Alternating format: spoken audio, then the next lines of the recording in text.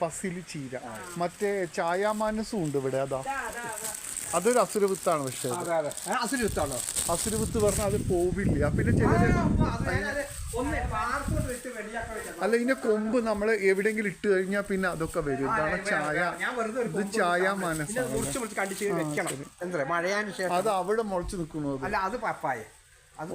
ചായാമാനസിന്റെ അടുത്തൊരു ഫോട്ടോസ്. അത് പപ്പായാണ്. അപ്പൊ ഇത് നമ്മൾ എങ്ങനെ ചായാമാനസ് എങ്ങനെയാ ഉണ്ടാക്കുന്നത്? പൊരിയൽ എങ്ങനെയാ? വെറുതെ ചീര വെക്കുന്ന പോലെ വെക്കുന്നു.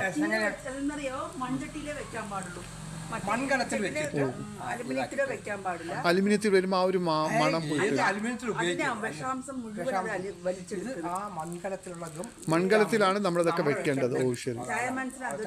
ഇതിന് തളിരാണ് വെക്കുക, പ്രായുള്ള ഇലയാണ്. ഷുഗറിനൊക്കെ നല്ലതാണോ? അല്ല, ഇത് ഞങ്ങളുടെ അടുത്ത് ഉണ്ടായത്. പക്ഷെ വൈഫിന് വെക്കാൻ സമയം കിട്ടുന്നില്ല. ശരി, ഇതേപോലെ പരിപ്പിട്ട് വെക്കാം. 2 ചെടി ഇപ്പോൾ അവിടെ പറിച്ചു വേണമെങ്കിൽ അതും കൂടെ ഞാൻ ഇതിലൂടെ ആഡ് ചെയ്യാം. ഞാനത് എടുത്തിട്ട് വേണ്ട ഞാൻ 2 ചെടി മണ്ണിട്ടിട്ട് കൊണ്ടുവരാം. വേണ്ടെന്ന് കൊമ്പ് വെക്കണ്ട. ഇത് ചുണ്ടൊക്കെയാണ്. കട്ടൻ ചായയിലിട്ട് കഴിക്കുമോ? അപ്പോൾ ജലദോഷം വരികയാണെങ്കിൽ ആടലോടകം ഇലയാണോ അതോ പൂവാണോ?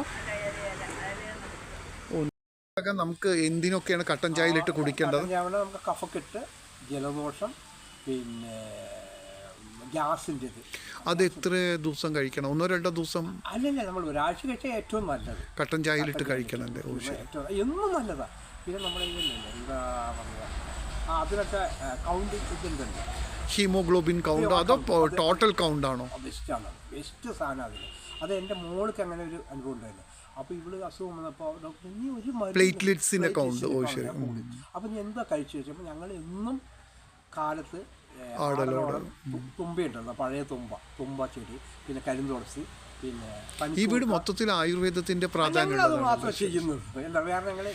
മണ്ണൂത്തിക്ക് മണ്ണൂത്തി കഴിഞ്ഞ് ഹൈവേയിൽ പോകുമ്പോൾ ഒരു ഔഷധി എന്ന് പറഞ്ഞിട്ടൊരു ഗവൺമെന്റിന്റെ ഒരു മെഡിസിൻ ഉണ്ടാക്കുന്ന സ്ഥലമുണ്ട് എറണാകുളം റൂട്ടിൽ, ബൈപ്പാസിൽ. അപ്പം അവിടെ എല്ലാ ആയുർവേദ ചെടികളുണ്ട്. അവിടെ 20 രൂപയെ ചാർജ് ചെയ്യുന്നുള്ളൂ. വയമ്പ്, അങ്ങനെ ഈ മാതിരി പനിക്കൂർക്ക്. അപ്പോൾ ലക്ഷ്മിക്കുട്ടി തമ്പുരാട്ടിക്ക് ഈ ഏരിയയിൽ ഈ അയ്യമ്പതി തൊട്ട് 6-ാം പാടം വരെയും 900 ഏക്കർ കൃഷി ഉണ്ടായിരുന്നു. ലക്ഷ്മിക്കുട്ടി അമ്മയുടെ അനിയത്തി ഉണ്ടോ? അമ്മയുടെ പേരൊന്നും വ്യക്തത. അവർക്ക് 600 ഏക്കർ, ഇവർക്ക് 900. കൊല്ലങ്കോട് രാജാവിനെ കൊടുത്തതാണല്ലേ? അല്ല, ചിലർ പറയുന്നത് വേലന്താവളം വരെയുള്ള സ്ഥലങ്ങൾ ഇപ്പോൾ ചിറ്റൂർ രാജാവിൻ്റെ ഉണ്ടല്ലോ, അതൊക്കെ കൊല്ലങ്കോട് രാജാവിൻ്റെ ആണെന്നും ഇവർ വീതി കൊല്ലങ്കോട് രാജാവ് കൊച്ചി രാജാവിന് കൊടുത്തതാണെന്നൊക്കെ പറയുന്നുണ്ട്. അനിയത്തി ജീവിച്ചിരിക്കുന്നുണ്ടോ? അനിയത്തി ആ രാജപരമ്പരയിൽ എല്ലാവരും പോയിരിക്കുകയാണല്ലേ? അപ്പോൾ ഈ ഉഷ ടൈറ്റസ് അവരുടെ മോളാണോ അതോ ഈ ലക്ഷ്മിക്കുട്ടി തമ്പുരാട്ടിയുടെ മകളുടെ ഹസ്ബൻഡാണോ ഈ ഉഷ ടൈറ്റസിന്റെ അച്ഛൻ, ഡോക്ടർ ഉഷ ടൈറ്റസ്? അല്ലല്ല, ഇവരുടെ മോളെ കല്യാണം ഒരു അമേരിക്കക്കാരനാണ്. ലക്ഷ്മിക്കുട്ടി തമ്പുരാട്ടിയുടെ അമേരിക്കക്കാരനാണ്. അതിൽ 2 മക്കളുണ്ട്. അതിൽ ഒന്ന് ആൾ മരിച്ചു, ഒരാൾ പെണ്ടു പാലക്കാട് ഉണ്ടാവും. 2 പേരാണ്. അതാണ് ദേവി വിലാസം കൊട്ടാരം. നാരായണൻകുട്ടിമേനൻ എന്ന് പറഞ്ഞു. നാരായണൻകുട്ടിമേനൻ മരിച്ചു. അയാളായിരുന്നു. അപ്പോൾ ഈ ഉഷ ടൈറ്റസ് ആ മറ്റൊരു കളമൊക്കെ റിലേഷനാണ്. ഉഷ ടൈറ്റസ് അല്ലേ? മേരിക്കുട്ടി തമ്പുരാട്ടി എന്ന് പറഞ്ഞ ക്രിസ്ത്യൻസിന് കല്യാണം കഴിച്ച്, അതേക്കുറിച്ച് അറിയുന്നില്ല അല്ലേ? എന്നിട്ട് അത് മറ്റേ വേലായുധൻ എന്ന് പറഞ്ഞിട്ട് സോപ്പിന്റെ ഫാക്ടറിക്കാർ അവർ ആ പഴയ വീട് വാങ്ങിച്ചതായിട്ട് പറയുന്നുണ്ടല്ലോ. അവിടെ കുറെ തെങ്ങൊക്കെ കണ്ടു, വേറെ കാര്യമായിട്ടൊന്നുമില്ല അല്ലേ അവരുടെ? അത്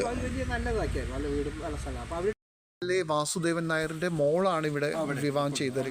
മോളുടെ പേര് ഓർക്കുന്നില്ല, ഹസ്ബൻഡിന്റെ പേര് അങ്ങനെ ഓർക്കുന്നു, കേശവൻകുട്ടി നായർ. അപ്പോൾ അവരാണ് ഈയിടെ അറ്റാക്കായിട്ട് മരിച്ചത് അല്ലേ? അവര് കൊല്ലങ്കോട് രാജാവിൻ്റെ മകൾ റിലേഷൻസാണ്, ലക്ഷ്മിക്കുട്ടി നായരുടെയൊക്കെ റിലേഷൻസാണ്. അവരുടെയാണ് ശ്രീകുറുമ്പ സ്കൂൾ. ഈ ഒരു സ്കൂളിലെ ശ്രീകുറുമ്പക്കാവി സ്കൂൾ, ഇവിടെ ഒരു സ്കൂളില്ലേ, UP സ്കൂള്. അല്ല, ആദ്യം അവരുടേതായിരുന്നു, പിന്നെ അവർ കൊടുത്താണെന്ന് പറയപ്പെടുന്നു. ആ സ്കൂൾ അവരുടേതായിരുന്നു, ഹൈസ്കൂൾ അവരുടേതായിരുന്നു. സ്ഥലം ഗവൺമെന്റിലേക്ക് ലക്ഷ്മിക്കുട്ടി തമ്പുരാട്ടി വെറുതെ കൊടുത്തിട്ട് അവിടെ അങ്ങനെ ചെയ്തു. ഒരു മറ്റേ കൃഷിയുടെ അടുത്ത് പോയിട്ടുണ്ടായിരുന്നു കന്നിമാരിയിൽ. അവിടെ കുറെ തമിഴ് അത് അയാൾ അവാർഡ് വാങ്ങിച്ച ബാബു പട്ടത്തില്ലേ കർഷകശ്രീ അവാർഡ് വാങ്ങിച്ചാണല്ലേ. എന്തോരം ചെടികളാണെന്നറിയോ, പശുക്കളുണ്ട്. അപ്പം അവർ പക്ഷെ എന്നോട് അവാർഡ് ലഭിച്ച കാര്യം പറഞ്ഞില്ല. വീടിന്റെ പേര് അതെവിടെയാ? കന്നിമാരി തന്നെ. ഇവിടെ വീട് ജൈവഗൃഹം എന്നാ പേര്. വീടിന്റെ പേര് ജൈവഗൃഹം എന്നാണ്. ഓ ശരി ശരി. അപ്പൊ അവിടെ തമിഴ്നാട്ടിൽ നിന്ന് കുറെ പേര്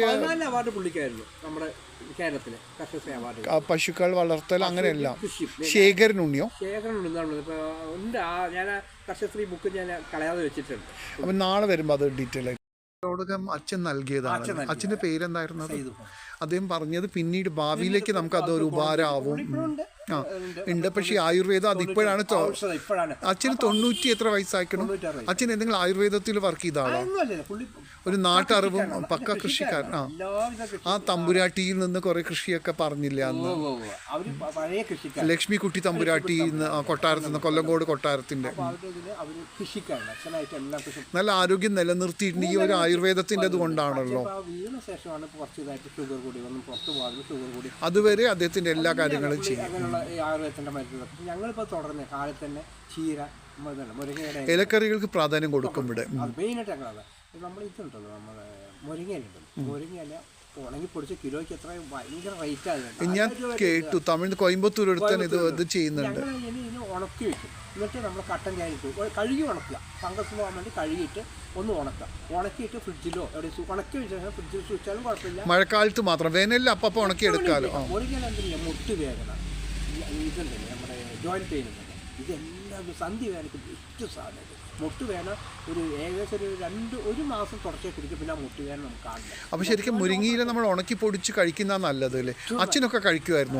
അച്ഛൻ ചെയ്യും പച്ചക്കറി കണ്ടമാനം കഴിക്കും. ചീരയെല്ലാം പൊളിക്കും, എപ്പോഴും കണ്ടമാനം ചീര ഉപയോഗിക്കും. അല്ല ഈ ഏരിയത്തെ കടകളിൽ, തത്തമംഗലം ഏരിയത്തെ കടകളിൽ എപ്പോഴും ചീര കാണും. കൊല്ലങ്കോടൊന്നും ഇത്രയധികം കഴിക്കലില്ല. പണ്ട് കാലത്ത് മത്തൻ്റെ ഇല ഉപയോഗിക്കും. മത്തൻ്റെ ഇലയും പൂവും തോരൻ വെക്കുന്ന ഇതുപോലെ. പിന്നെ നമ്മൾ ഈ പയറിലൊന്നും ഇപ്പോൾ ഉപയോഗിക്കുന്നില്ല. പയർ പറിക്കില്ല. അത് ആ ഇല വെച്ചിട്ട് ഒരാൾ അടുത്ത കാലത്ത് ഞാൻ കറി വെച്ച് കണ്ടിട്ടില്ല. ഞങ്ങൾ ചെയ്യും. പിന്നെ ചേമ്പിൻ്റെ തണ്ട്, ആ ചേമ്പ് നിൽക്കുന്നത്, ചേമ്പിൻ്റെ തണ്ട്, ഇതൊക്കെയാണ് ഏറ്റവും നല്ലത്. അപ്പോൾ ഇങ്ങനെയുള്ള ഒരു കർക്കിടകത്തിൽ മരുന്ന് നമ്മൾ അത് ദിവസം നാളൊന്നും നോക്കണ്ട, കർക്കിടകമൊന്നും നോക്കണ്ട. നമ്മളത് കണ്ടിന്യൂ ആയിട്ട് കഴിച്ചു. നമുക്ക് സമയം എന്തെല്ലാം കിട്ടുന്നു ആ സമയത്തൊക്കെ അപ്പോൾ നമ്മൾ ഹെൽത്തി ആയിരിക്കും. നമ്മളെപ്പോഴും ആലോടം എല്ലാ ദിവസവും കട്ടൻ ചായ ഇട്ട് കുടിക്കുന്നത് ഏറ്റവും ബെസ്റ്റ്. എല്ലാ സമയത്തും കുടിക്കുക. അത് പനിക്ക് കൊടുക്കാം. കരിന്തുളസി, തുമ്പ പിന്നെ സീസണിൽ വരില്ല, ഇപ്പം ഇല്ല. ഇനിയിപ്പോൾ ഇത് കഴിഞ്ഞാൽ ഈ മഴ പെയ്ത് കഴിഞ്ഞാൽ തുമ്പ ഓട്ടോമാറ്റിക്കായി ഇവിടെ കണ്ടുപോകാനുണ്ട്, പറമ്പ് നിറയാതെ. പണ്ടൊക്കെ ഓണത്തിന് പൂക്കളൊക്കെ തുമ്പപ്പൂ ഇടും. ഇപ്പൊ ഒക്കെ തമിഴ്നാട്ടിൽ നിന്ന് മാണ്ടിന്നോ എല്ലാം ദൈവാനുഗ്രഹം എന്ന് പറയും.